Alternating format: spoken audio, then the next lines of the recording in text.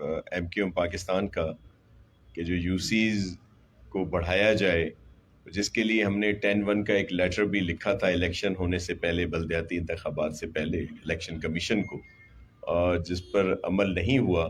لیکن الیکشن ہوئے، پھر ہم نے تو بہت کوشش کی کہ ایم کیو ایم پاکستان اس میں حصہ لے، لیکن ان کا جمہوری حق ہے، انہوں نے جو بھی فیصلہ کیا وہ ان کی مرضی تھی.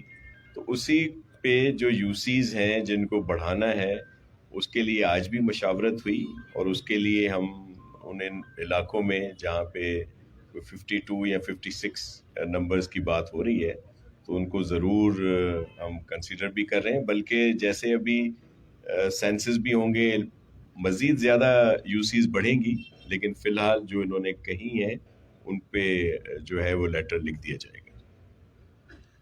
آپ کی کوئی؟ اچھا شاہ صاحب، یہ جو بات چیت آپ کی ایم کیو کے ساتھ ہو رہی ہے، یہ صرف اسی بلدیاتی حوالے سے ہو رہی ہے، یا وفاق میں جو پیپلز پارٹی میں جو ذرائع کے مطابق فیصلہ آیا ہے کہ بائی الیکشن میں حصہ نہیں لیں گے، اس میں وہ بھی بات چیت ہوئی ہے؟ دیکھیں، ہماری میٹنگ کا جو اصل موضوع تو یہی ہے یوسیز والا، کہ جو 10-1 کا لیٹر ہم نے لکھا تھا جس پر عمل نہیں ہوا، اسی کے تسلسل میں یہ بات تھی. لیکن ظاہر ہے دیگر ایشوز پر بھی بات ہوتی ہے. تو دیکھیں، وہ فیصلہ ابھی سی ای سی میں جائے گا ہماری طرف سے، تو ایسا تو نہیں ہے. باقی تو ہمارے لوگوں نے نامینیشنز بھرے ہوئے ہیں پورے پاکستان میں، جہاں جہاں بھی پاکستان پیپلز پارٹی حصہ لے رہی ہے. اسی طرح ایم کیو نے بھی یہاں پہ اپنے نامینیشن بھرے ہوئے ہیں. اب یہ ایک بات سامنے ضرور آئی ہے کہ پی ڈی ایم کی طرف سے کہ وہ چاہ رہے ہیں کہ ایک فرد واحد نے جو انتشار پھیلانے کی کوشش کی ہوئی ہے، کہ جب اس کا دل چاہتا ہے وہ اسمبلیوں میں آنے کی کوشش کرتا ہے، جب چاہتا ہے استعفے دے دیتا ہے، اسمبلی کو تحلیل کرنے کی کوشش کرتا ہے، جس طرح نیشنل اسمبلی کی بھی کوشش کی تھی خان صاحب نے، لیکن پھر وہ انڈو ہوا. اور اسی طرح اب وہ جس طرح پنجاب کی اسمبلی تحلیل کر دی، کے پی کی تحلیل کر دی، پھر آئے دن نئی کوئی نہ کوئی شوشے چھوڑتے رہتے ہیں. اب تو آپ نے دیکھا وہ جو ایک بڑی عالمی سازش تھی، اور جو امریکن کا وہ پرچہ لہرایا کرتے تھے، اب کسی کو انٹرویو دیتے ہوئے اس سے بھی انہوں نے یو ٹرن لے لیا ہے. تو یہ ایک بندہ ہے جو انتشار پھیلانے کی کوشش کر رہا ہے. اس وقت ملک کے حالات آپ دیکھیں بہت کروشل حالات ہیں، مہنگائی ہے، سب لوگ اس میں پس رہے ہیں، اور یہ بھی اس وجہ سے ہے کہ اس کی ذمہ داری بھی اسی نااہل وفاقی پی ٹی آئی کی حکومت پر ہے، جس نے جو ایگریمنٹ کیے آئی ایم ایف کے ساتھ، یا جس طرح کے انہوں نے اس وقت اسٹیپس لیے، اسی کا آج ہم سب جو ہے بھگت رہے ہیں. اور پھر آج بھی وہ انتشار پھیلانے کی کوشش کر رہے ہیں. کچھ مہینوں کے الیکشنز ہیں، دیگر چیزیں ہیں، اور بہت سارے ایشوز ہیں. تو اس فرد واحد کی وجہ سے جو ایک بات پی ڈی ایم کی طرف سے آئی ہے کہ کیوں نہ اس طرح کے الیکشن سے سب دور رہیں، تو یہ بات ہے انڈر کنسیڈریشن ہے. جی شاہ صاحب یہ بتائیے گا کہ ایم کیو ایم کو ایک طویل عرصے سے پیپلز پارٹی کی صوبائی حکومت سے تحفظات ہیں، کبھی حلقہ بندیاں ہیں، کبھی 140A ہے، کبھی لا اینڈ آرڈر ہے. تو آخر کیا وجوہات ہیں کہ once for all Peoples Party کی صوبائی حکومت ایم کیو ایم کے تحفظات دور نہیں کر دیتی؟ دیکھیں، ایم کیو ایم پاکستان کے سب دوستوں کے لیے بہت زیادہ عزت و احترام ہے، اور پولیٹیکل ایشوز ہوتے رہتے ہیں، اور اس طرح کی بات رہتی ہے، اختلافات بھی ہوتے ہیں جمہوری طور پر. کوئی ہماری ذاتی دشمنی کی بات تو ہے نہیں، لیکن ہم ساتھ بھی رہے ہیں، پھر پولیٹیکل ہمارے ہاں ڈفرینسز بھی رہے ہیں. پوری کوشش کی جا رہی ہے، اور ہماری قیادت کی طرف سے چیئرمین بلاول بھٹو زرداری صاحب اور پریزیڈنٹ آصف علی زرداری صاحب کی طرف سے کہ آپس میں بیٹھنا ہے اور آگے چلنا ہے. کہ وہ جو ایک تفریق ہے، وہ جو کچھ لوگوں کو موقع ملتا ہے انتشار پھیلانے کا، کہ اس کو انتشار پھیلانے نہ دیا جائے. اور یہ جو ایک عام لفظوں میں جس کو شہری اور تہی تفریق کہتے ہیں، وہ ختم ہو، اور ہم سب آپس میں ایک. یہ بتائیے کہ پی کے شہانی سے شروع ہوئی ہے ایم کیو ایم کی کہانی، اور وہ کہانی آج تک ویسے ہی ہے. جو بھی اتحاد آپ کا ہوا ہے، انہوں نے آپ کے وزیر اعظم بنوائے، لیکن ہر دفعہ آپ نے ان کو دھوکہ دیا. اور آج بھی مصطفیٰ کمال یہ کہہ رہے ہیں کہ اپنے وزراء سے محفوظ رہیں پیپلز پارٹی کے سربراہ. तो शादाब ये कब जो मामला बेहतर होंगे और इख्तियारात आप जो है देने को तैयार नहीं। ये सईद गनी साहब खड़े हैं, इन्होंने हल्का बंदियां करवाई हैं, तो ये मिनिस्टर ऐसे क्यों कर रहे हैं? ये सिंध के दुश्मन है क्या मिनिस्टर? देखिए, मैं आपको अर्ज करूं कि ये जो हल्का बंदियां हैं ये प्योरली इलेक्शन कमीशन का डोमेन है। हम ये ज़रूर उस वक्त हमारी जो सोच थी कि नई यूसीज की बजाय उन्हीं यूसीज पर हल्का बंदियां हों, लेकिन वो लिख के हमने इलेक्शन कमीशन को दी थी। सईद भाई ने कोई नक्शे नहीं खींचे, ना ही कोई हल्का बंदियां जाके उन्होंने वहाँ पे दीवारें लगाई हैं। ये इलेक्शन कमीशन ने बनाई हैं। लेकिन उसमें जब एमक्यूएम की तरफ से एतराज़ात आए और जब हमारे आपस में मीटिंग्स हुई, तो उसी चीज़ को मद्देनज़र रखते हुए हमने इलेक्शन कमीशन को ही लिखा कि इसमें कुछ इश्यूज़ हैं, इन पर आप नज़रसानी करें। जो 10-1 का हमने लेटर लिखा था इसी को। बाकी हम साथ हैं, हमारे वज़रा हों, हमारे कारकुन हों, सब बेहतरी चाहते हैं, और अगर हम लोग साथ हैं तो ये मुल्क के लिए भी बहुत बेहतर है।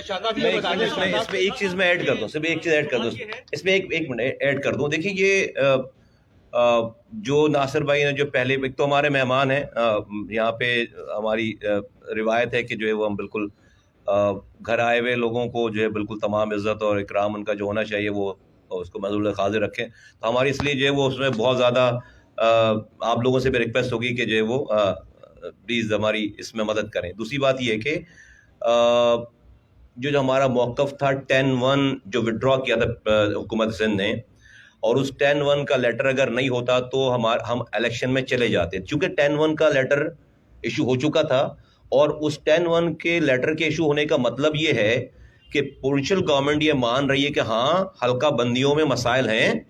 हम कह रहे हैं 73-70, वो कह रहे हैं 53, तो आप होल्ड करें इलेक्शन, हम इसको सही करते हैं। यही मतलब है ना उसका अगर मकसद निकालें तो यही मकसद है।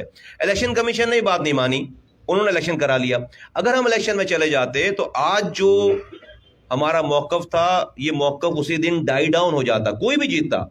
आज अगर प्रोविंशियल गवर्नमेंट ये बात मान रही है अल्हम्दुलिल्लाह, और इस पे एग्री हो रहा है सारा कुछ, और ये लेटर इंशाअल्लाह ताला अगले, मैं उम्मीद करता हूँ 24 घंटों में इंशाअल्लाह ताला निकल जाएगा लेटर। बहुत सारी बात हो गई, नासिर भाई ने अपनी पहली बात में ये वाली बात कर दी कि एग्री कर गए, उसमें कोई और कुछ नहीं, ड्राफ्ट एक्सचेंज होना है और उसका।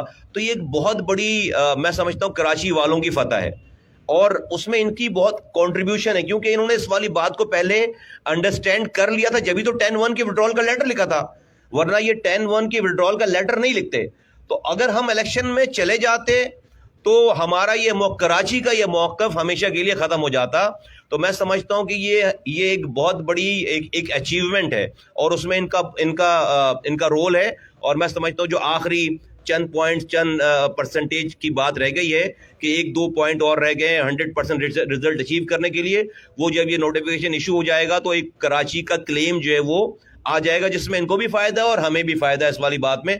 तो हमारा ये मौक़िफ़ जिसकी वजह से हम इलेक्शन में नहीं गए, और जिसकी वजह से हमने इलेक्शन छोड़ा है, और जिसकी वजह से हमने सारी बात जो लोगों के सामने रखी है, मैं समझता हूँ कि आज इस मौक़िफ़ की बहुत बड़ी कामयाबी है और बहुत बड़ी जीत है इस हवाले से। सईद गनी भी यहाँ मौजूद है, शाह साहब भी, आप भी।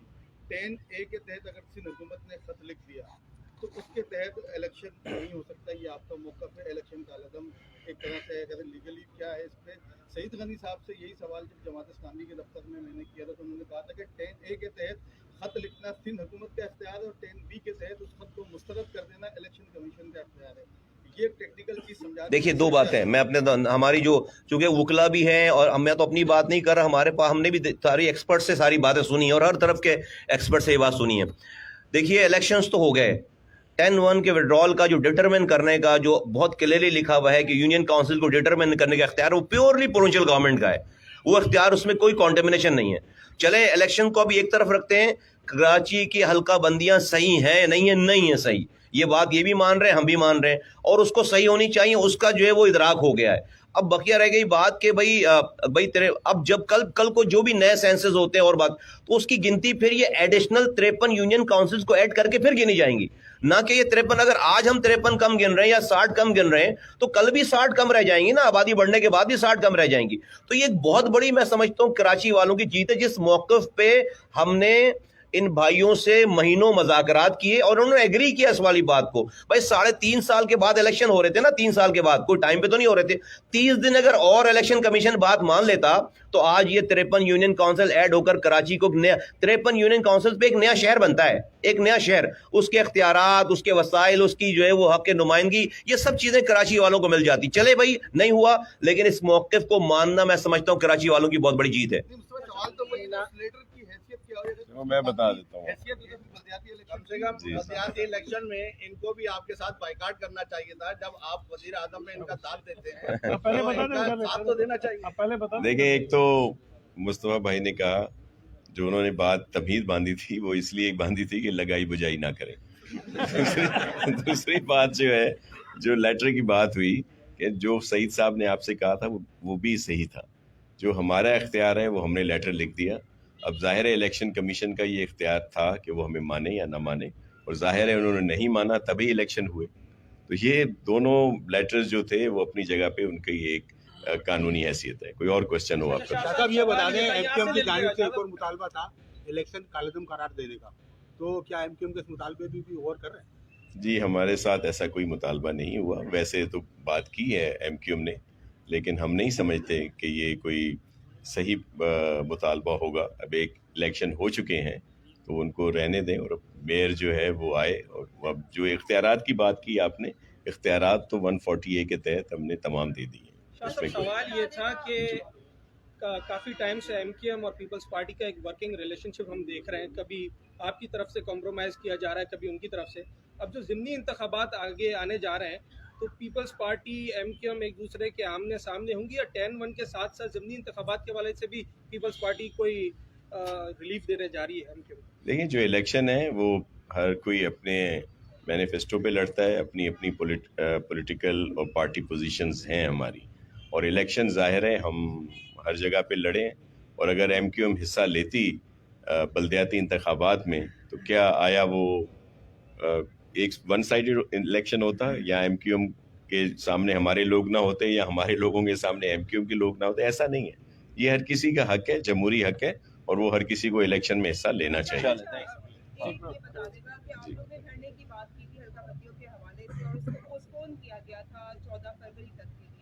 اب کیونکہ 24 گھنٹے آپ نے کہا کہ اس میں لیٹر جو ہے وہ نکل جائے گا, تو ایم کیو ایم ابھی بھی پوسٹپون ہی رکھ رہی ہے, 24 گھنٹے کا ویٹ کرے گی, اس کے بعد کوئی فیصلہ کرے گی؟ جی بالکل, دھرنے کی کال تو اپنی جگہ ہے, اور چونکہ ابھی ایکسرسائز نیوی کی چل رہی تھی, اس کی وجہ سے بہت سارے ڈیلیگیٹس آئے ہوئے تھے یہاں پر, اور گورنر ایک جو ہے وہ ریکویسٹ لے کر آئے تھے وفاقی حکومت کا.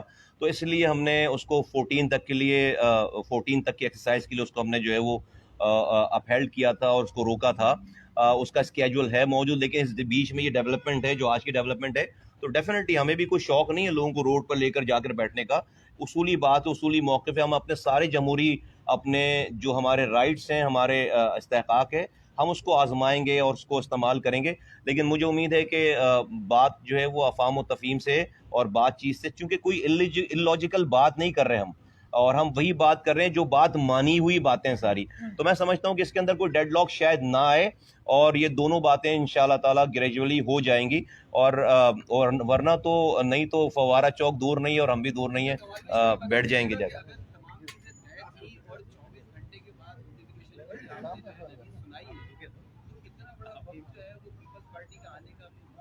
ملنے ملانا چاہیے لوگوں کو, میں سمجھتا ہوں کہ جو ہے وہ ملنا ملانا چاہیے لوگوں کو. نہیں اس میں کوئی نہیں. جی, سندھ حکومت بہت بار جو ہے ایم کیو ایم کو آفر کر چکی ہے کابینہ کا حصہ بننے کی. اگر یہ آپ کے معاملہ حل ہو جاتے ہیں تو ایم کیو ایم نہیں ایسی کوئی ڈسکشن نہیں. تھینک یو ویری مچ, شکریہ, تھینک یو. لیکن ہم ویلکم کرتے